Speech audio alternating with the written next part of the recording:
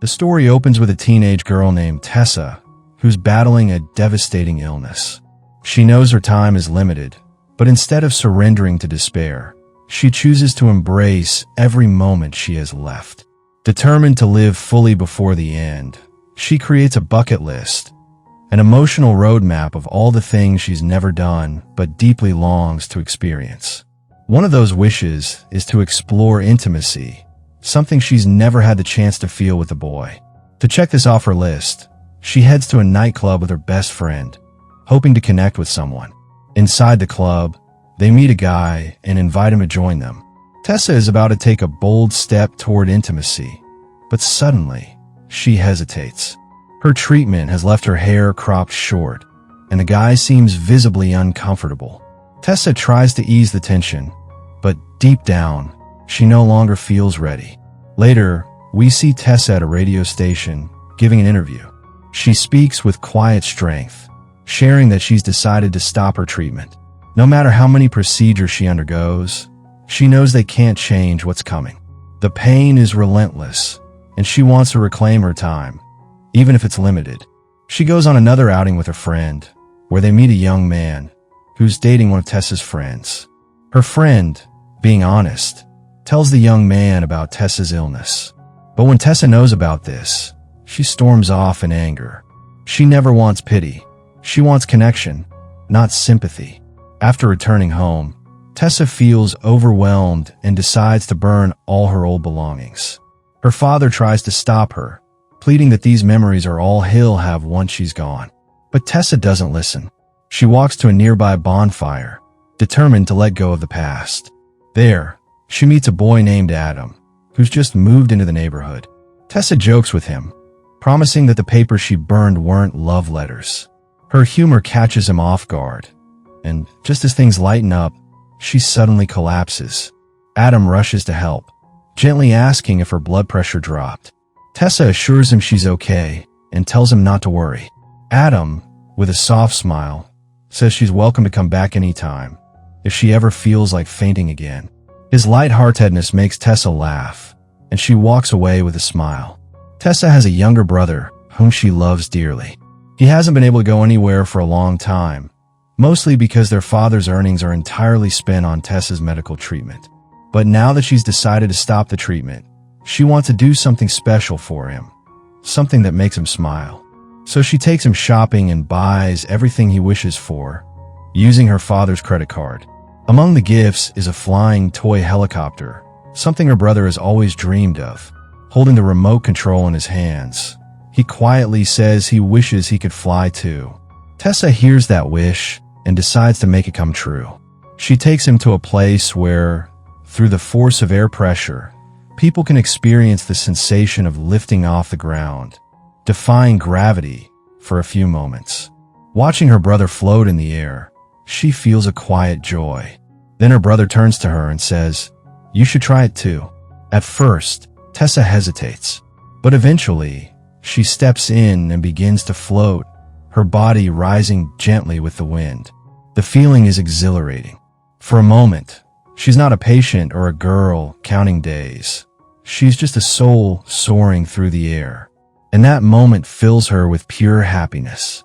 The next day, Tessa's mom is supposed to visit her and her father, but she arrives late. Since Tessa's parents are divorced, the delay sparks tension between them. Their argument begins to escalate, and Tessa, feeling deeply uncomfortable, quietly walks away from the scene. One of the wishes on her bucket list is to try getting high at least once. So she heads to her friend's place, and together, they experiment with drugs. Later, as Tessa approaches her home, she runs into Adam, who's with his mom. Without hesitation, she tells him she's taken something. Concerned, Adam doesn't want anyone to see her in that state. He gently helps both girls into his car and drives them to a quiet forest, far from prying eyes. Tessa's friend climbs onto the roof of the car, enjoying the moment, while Adam asks her to come down. But then he realizes Tessa isn't there. He looks around, searching anxiously, but she's nowhere to be seen. Her friend begins to panic, and finally confesses that Tessa's condition is far more serious than she had let on. She's terminally ill, and her time is running out. Hearing this, Adam is shaken. Without wasting a moment, he heads deeper into the woods to find her. Eventually, he spots Tessa sitting peacefully on a tree branch. He climbs up to join her. Tessa tells him how calm she feels here. There's no phone, no internet, no electronics, just the quiet embrace of nature. It brings her a sense of peace she hasn't felt in a long time. She smiles and says she wishes she could build a home right here. And if she ever does, she'd want Adam to live there with her. After that, they return home. The next day, Adam comes to see Tessa again and invites her to go out with him. By now, they've grown close, more than just friends. He takes her to a quiet spot by the ocean, where a single bench overlooks the waves. They sit together, letting the calm of the sea settle around them, and begin to talk. Adam opens up, sharing that his father passed away last year. Since then, he's been living with his mom and taking care of her. Tessa gently asks if he doesn't go to college. Adam explains that he was planning to, but his mom has physical challenges, and she needs him. So he stays by her side, always looking out for her. He then asks Tessa if she was scared climbing that tree in the forest. She admits she was at first, but once she was up there, the fear disappeared. And now, sitting beside him, she feels no fear at all. After spending some peaceful time by the ocean, they head back home. On the bus, there aren't any seats available, so Adam pulls Tessa close, letting her rest against him. That simple gesture brings her comfort. Later that night, Adam takes Tessa to a party hosted by one of his friends. While there, Tessa notices something upsetting. The guy who had been dating her friend is now with another girl. It's clear he's cheating, and Tessa feels a surge of anger. Without hesitation, she pours a drink over his head. The moment causes a stir, and she decides to leave the party. Adam follows her out. Spending time with Adam makes Tessa feel alive. She tells him he clearly cares about his friends and should consider going to college, so he can be with them and build his future. That night, after returning home, Tessa feels something she hasn't felt in a long time, a desire to live again. She looks at her bucket list once more. One of the wishes she hasn't fulfilled yet is to steal something, just once. So she and her friend spot a man withdrawing cash from an ATM. Her friend distracts him, while Tessa quickly grabs his card and walks away. But when they try to use it, they realize they don't know the PIN. The plan falls apart, and the moment turns into laughter rather than mischief. Afterward, Tessa and her friend walk into a medical store and attempt to steal something. But this time they get caught. It turns out her friend had taken a pregnancy test kit. She's just found out her boyfriend has been cheating on her. The store calls Tessa's father, who arrives and tries to reason with her. He tells her this isn't the way to live. But Tessa, standing firm, explains that she's trying to fulfill every last wish before her time runs out. As she's heading home with her dad, Adam spots them and stops his bike right in front of their car. Without hesitation, Tessa steps out and hops onto Adam's bike. Her father protests, but she rides off with Adam anyway. Together, they cruise along the shoreline, the wind brushing past them as the sun begins to set. That night, they build a bonfire by the beach. Sitting beside the flames, Adam gently asks her what she truly wishes for. Tessa looks up and says, "When I die, I want the whole world to pause for a moment. I want everyone to know who I was." Adam smiles and says her dreams are enormous. But Tessa replies softly, "They're not that big. I just want to be remembered." They talk for hours, sharing thoughts, fears, and quiet laughter. In one tender moment, Adam leans in, almost ready to kiss her. But something holds her back. Tessa understands. He's afraid. Afraid of loving someone who's slipping away. She looks into his eyes and says, "Even if you wanted to save me, you couldn't." Later, she returns home, where her father is waiting anxiously.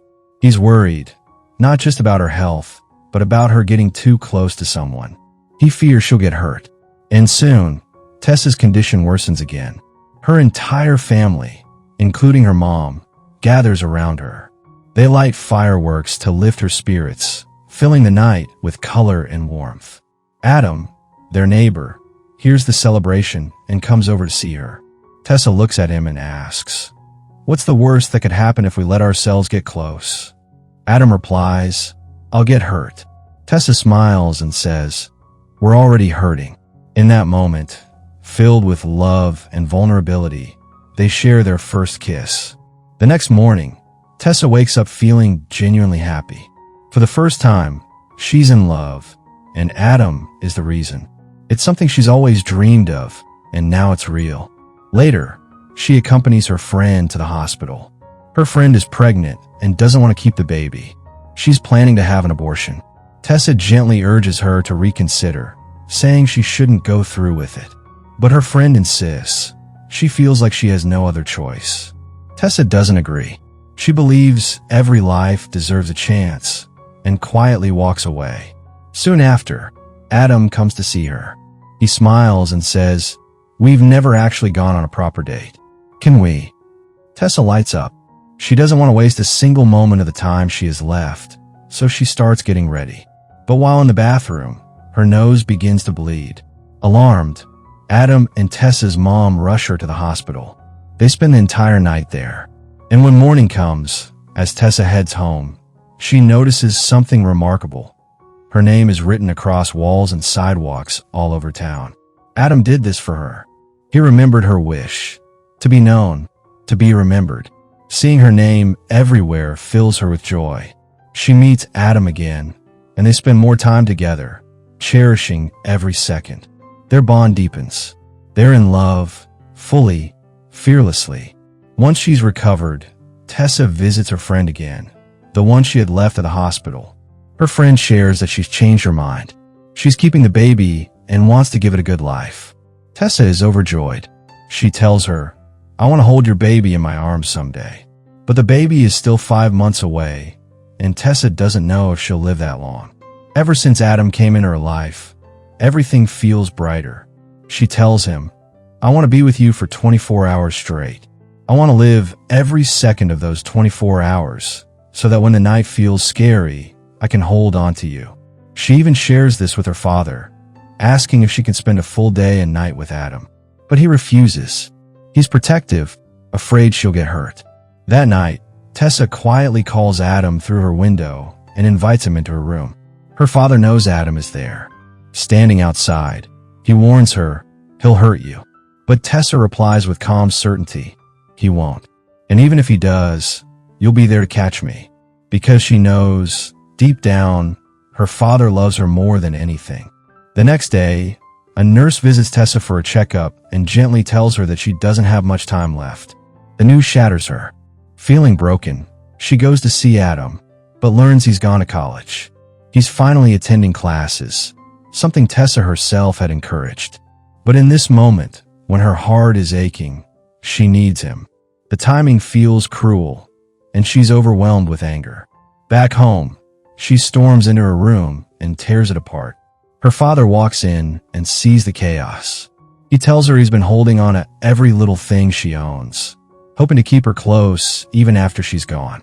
But he feels she's never truly understood his emotions. Then he notices something on the wall, Tessa's bucket list. Her dreams, her wishes, all written out. Seeing this breaks him. Tears fill his eyes. He wants to spend time with her, but she's been so focused on fulfilling her list that he's been left behind. Tessa realizes her mistake. She apologizes to her father, her voice soft and sincere. Later, she returns to the same bench by the ocean where she once sat with Adam. He shows up too, but she's still upset. Adam tells her, "You were the one who told me to go to university, and soon you'll be gone. I'll be left completely alone." His voice trembles, and tears fall. He doesn't want to lose her, but he can't stop what's coming. Tessa, now calm, looks at him and says, "When you go to college, I hope you fall in love again. And through her love, I hope I find my way back to you." Her health begins to decline rapidly. Her body grows weaker, and she barely gets out of bed. But Adam and her father stay by her side, caring for her with quiet devotion. One day, while her father is working on the computer, Tessa starts searching for jobs for him. She tells him, "You gave up so much because of me. After I'm gone, I want you to live your life again." Her days begin to pass slowly. She watches her family and tears fill her eyes. She doesn't want to leave them. She wants to live, but time is slipping away. One night, she dreams she's falling. Startled, she wakes up in fear. Adam is right there, holding her close. He whispers, "I'll never let you fall." Tessa spends her final moments surrounded by her loved ones, living each second with intention. She visualizes herself at her favorite place with Adam. She imagines holding her friend's baby in her arms. Tessa reflects on life. She says it's made up of countless moments, and we should live each one fully. Let life unfold. Love your people.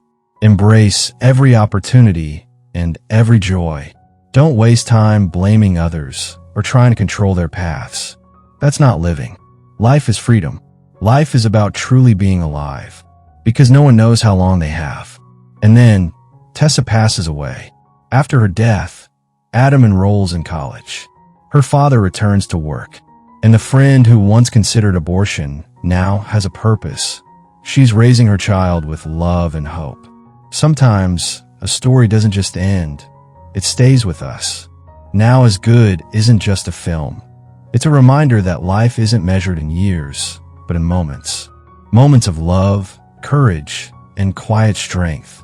If this journey touched your heart even a little, if you felt Tessa's pain, Adam's love, or the beauty of living fully, then this channel is for you. We bring you stories that matter, stories that heal, inspire, and remind us to hold on to what truly counts. So if you believe in the power of emotion, if you want more stories that stay with you long after the screen fades, then don't just leave. Stay, subscribe, and let's keep feeling together. Because here, every story is a heartbeat, and every heartbeat deserves to be heard.